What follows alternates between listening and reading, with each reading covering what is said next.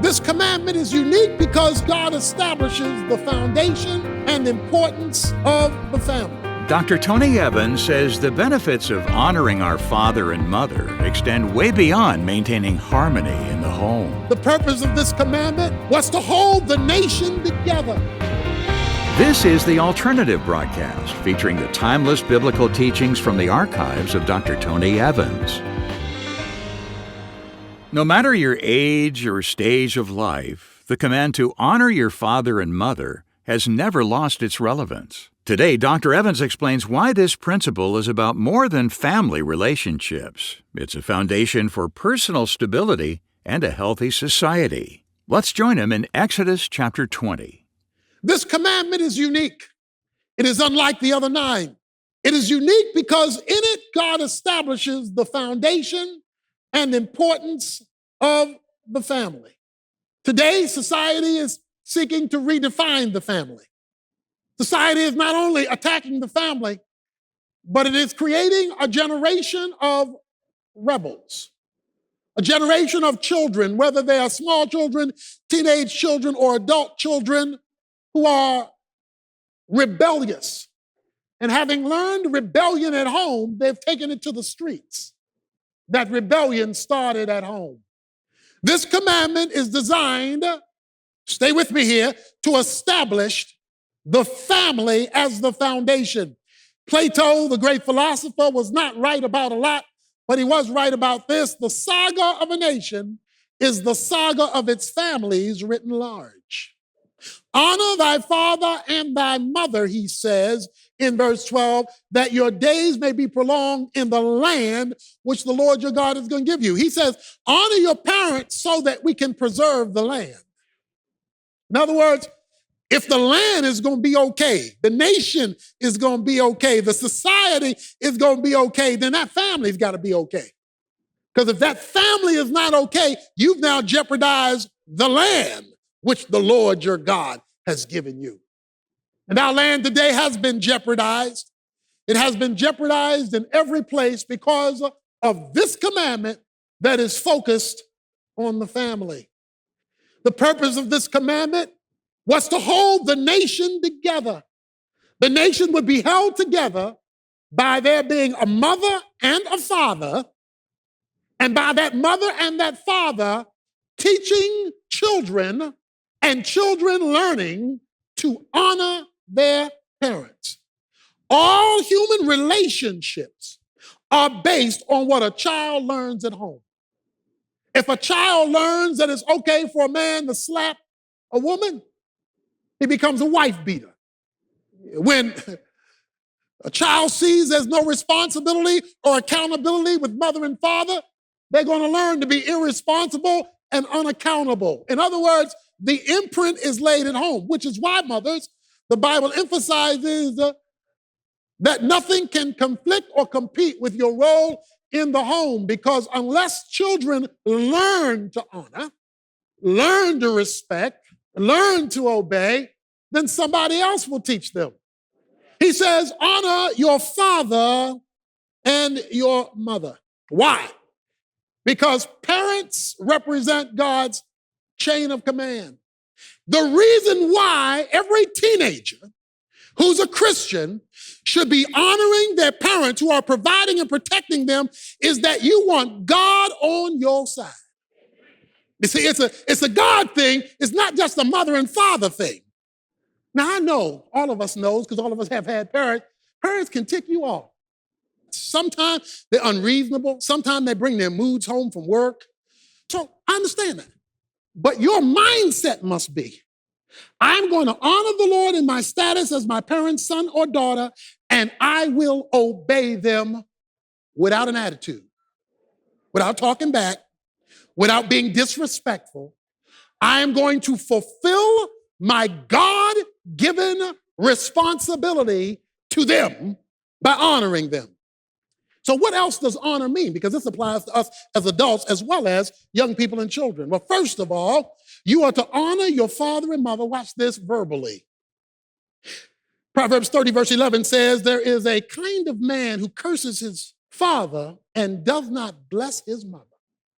When is the last time you blessed your parents. Oh, no, I know about all the times you criticized them. When's the last time you blessed them?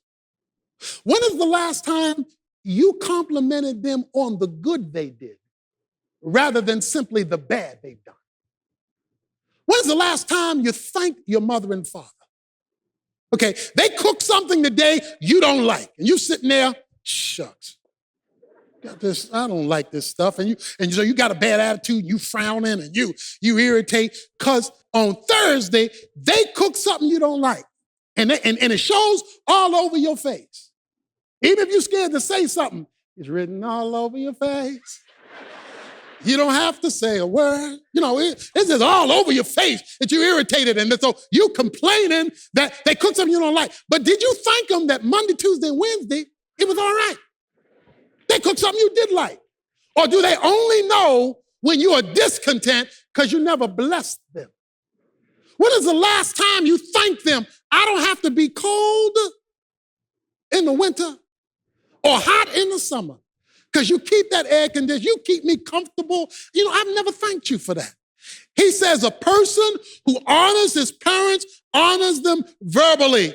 Paul says in 1 Timothy 5:1, he praises Timothy's parents for the impact that they've had. Thank you, mother. Thank you, father. They should hear a lot more thanks than they do what they did wrong.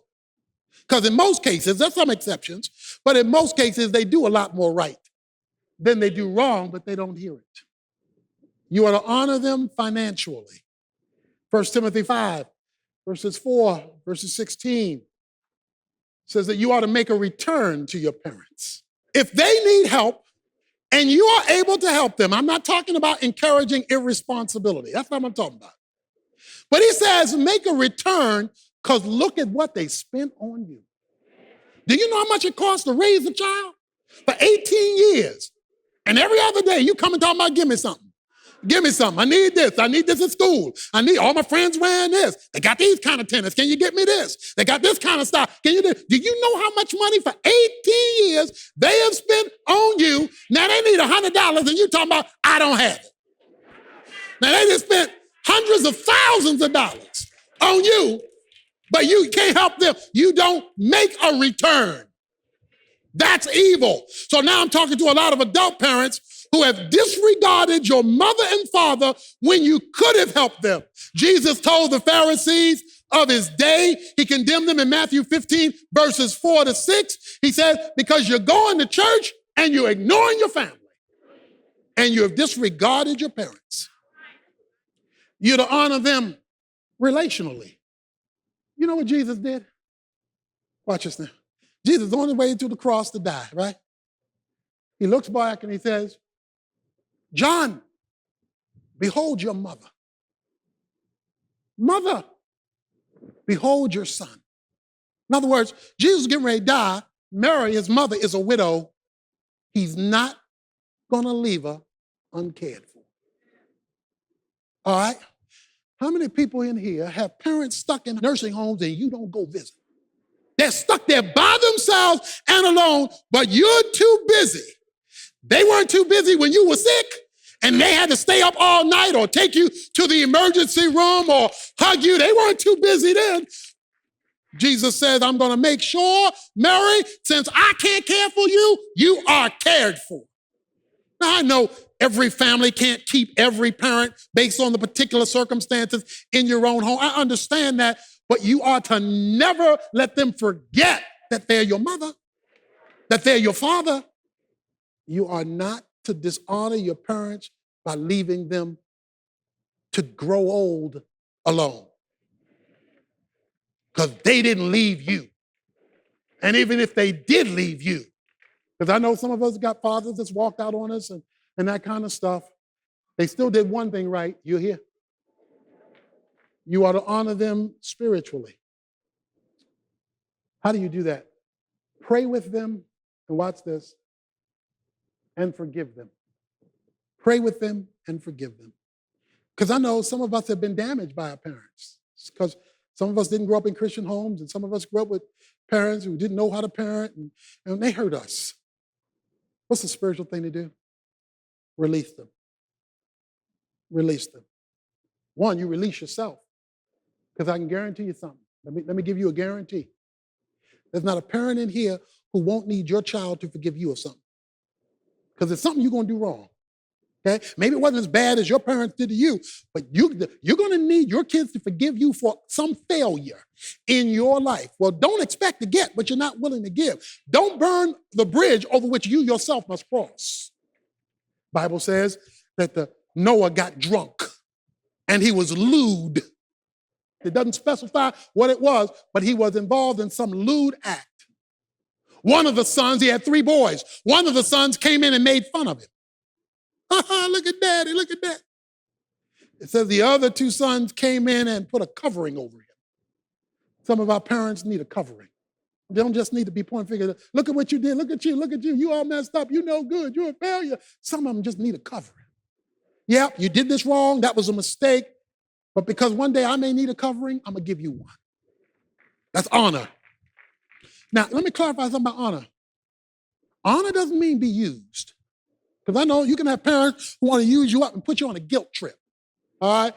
Oh, you never come to visit me. Now, you visit them once a week, but they want to be visited 5 times a day. So they put you on a guilt trip, okay? No. You solve that problem easily.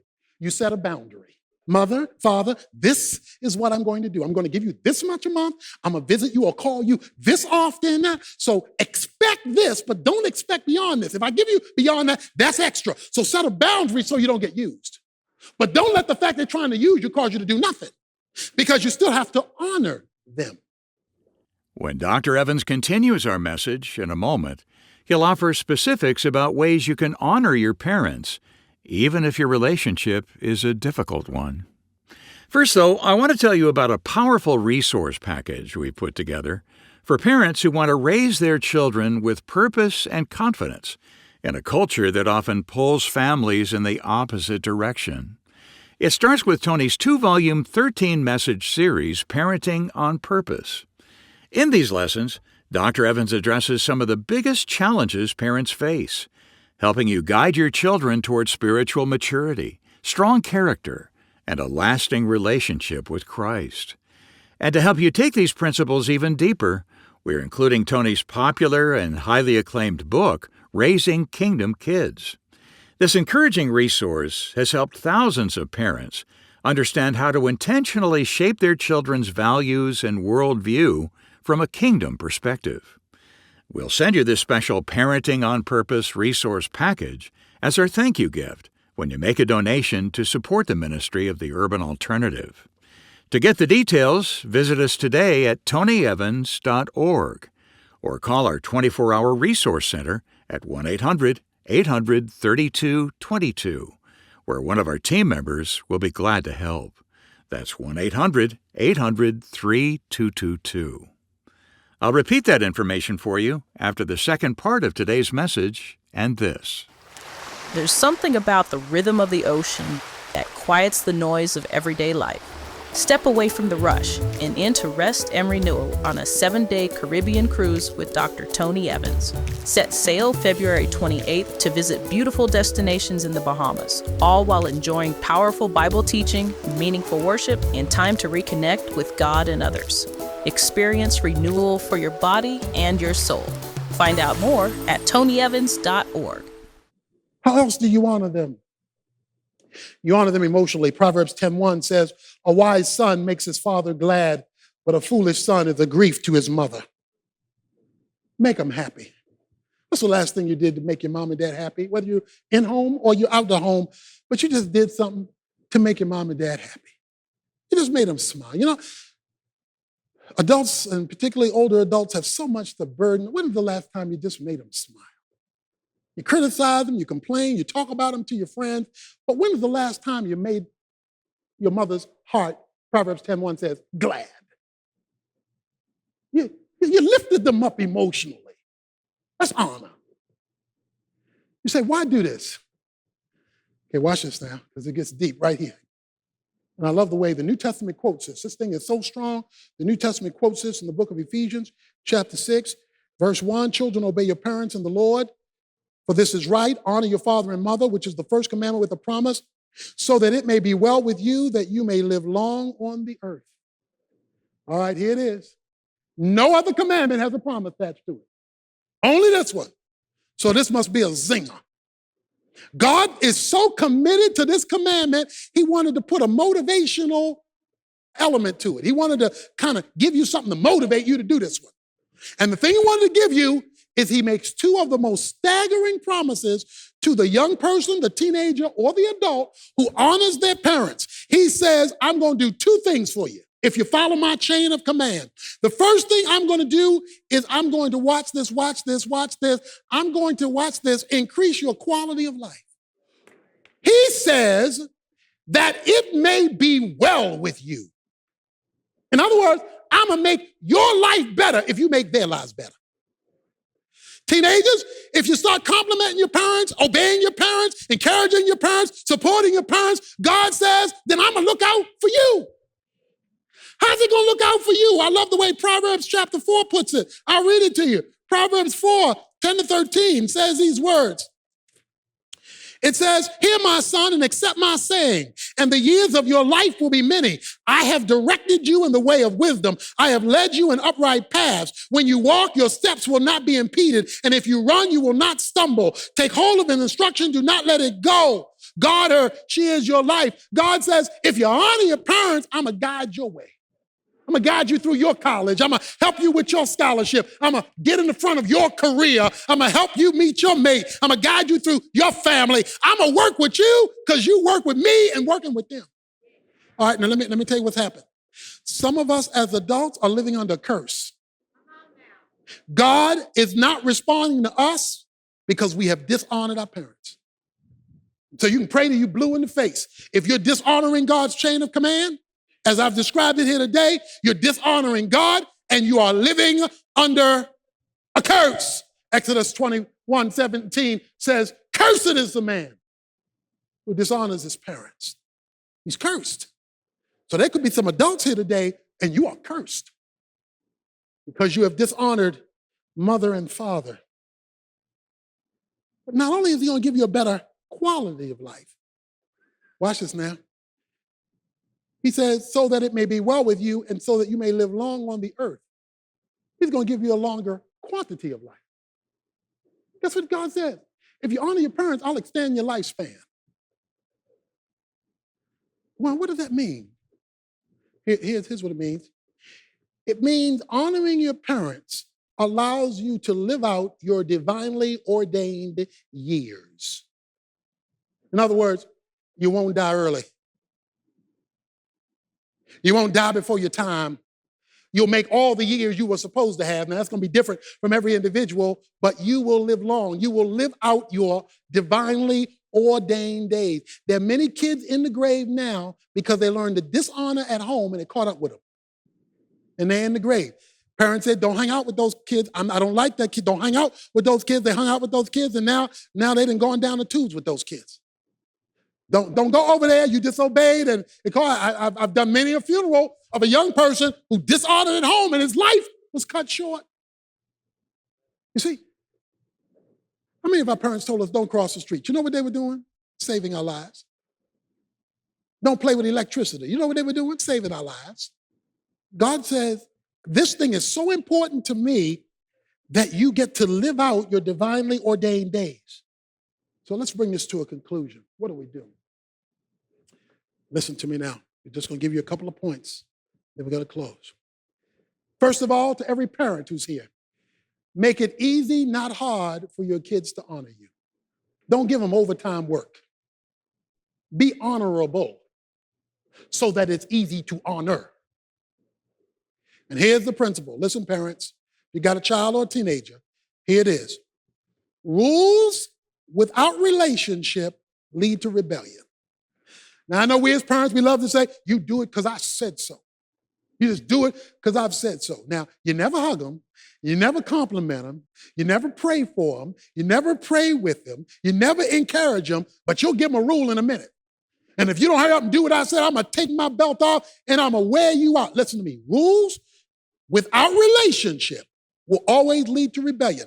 If you want to be honored by your children, they should know more of your love and encouragement than your threats. Now, that's right. There are times when you threaten, there are times when you spite. There are times when you punish.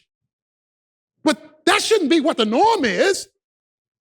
Maybe they're giving you so much trouble if they don't see anything to honor. You're never there for them. You're never part of their world. No. If you have teenagers, here's how this works. Real simple rule for teenagers, because that's when how many of y'all dealing with a little rebellion in the teenage years. Okay? Okay? All right. Here's how this works. It's real simple. Based on this sermon today, here's what you do. You say, okay, give them the boundaries.